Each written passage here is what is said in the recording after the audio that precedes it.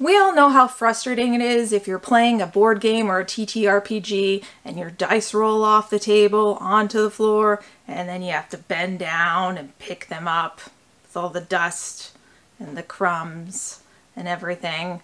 An obvious solution might be to purchase a dice rolling tray. I've priced some of these, they can get quite expensive. Or you could just use an old shoebox or something to keep your dice contained. But let's be honest, that really doesn't match the decor we're going for. Well, I have a solution for you. I went to the dollar store and I bought one of these wooden canvas frames for about $2.50. That's Canadian. And we're going to make a dice rolling tray from this frame. All you will need for this project is the frame, some sandpaper, some glue, acrylic paint, tissue paper, more glue, felt, googly eyes, oh, and some more glue. When I removed the frame from the packaging, I did notice some imperfections in the wood. I sanded these down and rounded the edges, but let's be honest, it's from the dollar store, it's not going to be perfect, but I just wanted to clean it up a little bit.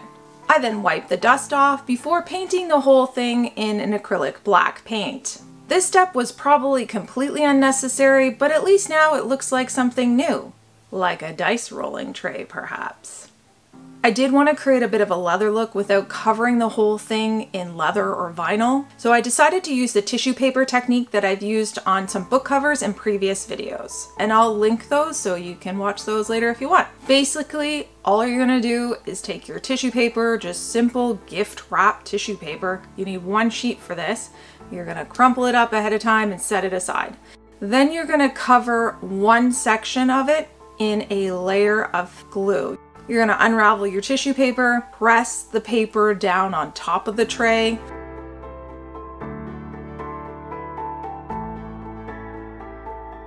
Then you're going to take a sponge or a brush and a bunch more white PVA glue, and you're going to dab that all over the top of the tissue paper. Then you're going to repeat this step for the sides and the top and that inner section. You're going to want the back to dry completely before you move on to the sides and top. This will take a little while for it to dry, so just be patient with that. And you may need to get creative with how you're applying the paper. You might want to cut some off before doing this. I ended up cutting excess paper away and applying more later on over areas that I had missed. As long as your edges are flush when you're done, you shouldn't notice the patchwork at all. Once the tissue paper glued area is completely dry, you're going to want to prime it for painting. I use a gesso that dries clear to prime the tissue paper. Then, starting with the back, I applied a couple layers of brown acrylic paint. I was running low of the one shade, so I had to use 2 different shades and brands. Remind me to buy more acrylic paint. Acrylic paint can also be purchased at the dollar store, so we can save our pennies for more crafts. I did end up applying a watered down layer of one of the brown acrylic paints because I like that look a little bit better. I think initially when I painted it down, I was seeing the black paint I had applied on, so it wasn't completely useless. And it did give it this really cool shading look, but then I ended up covering it up and then going back over it again with the other brown because I liked it better. And then I went over the whole thing with a black wash. Washes are amazing. They just sort of are magical and add a certain depth to the layers and shadowing that you wouldn't have had otherwise. All you have to do is throw some acrylic paint in water and mix it up so it's really super watery. And then you brush some of that on and dab off the excess. Honestly, I was so surprised with how the back turned out. I kind of really love it. It looks like leather. It's so crazy. Then I repeated the exact same steps on the sides, tops, and inner section to create the exact same look because I like the back so much. I didn't want to do anything a little bit different and not have that look that I achieved on the back.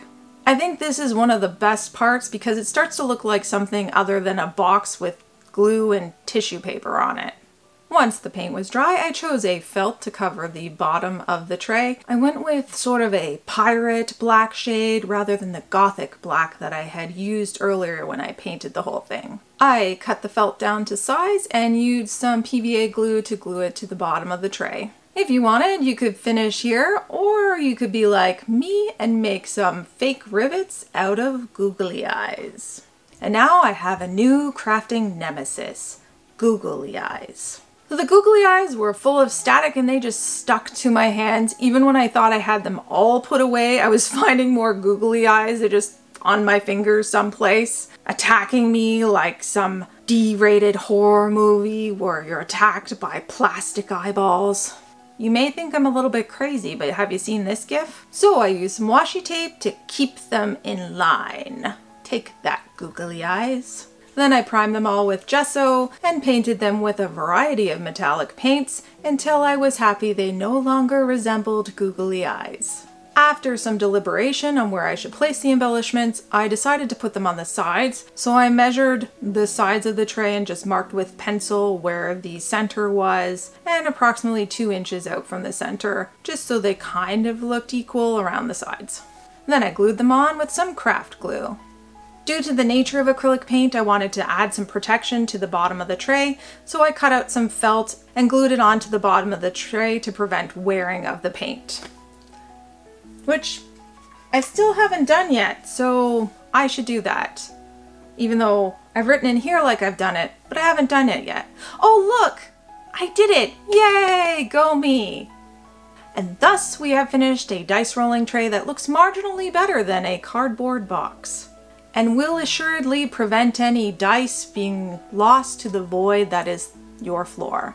If you think that this tray might be a little too small for you, just buy a larger wooden frame and make a bigger one. Thanks so much for watching. My name is Pam and this is Total Pamarchy, the craft channel with a little anarchy. If you enjoyed this video, don't forget to subscribe, and if you want another dollar store D&D related craft, watch this video next. Until next time, bye!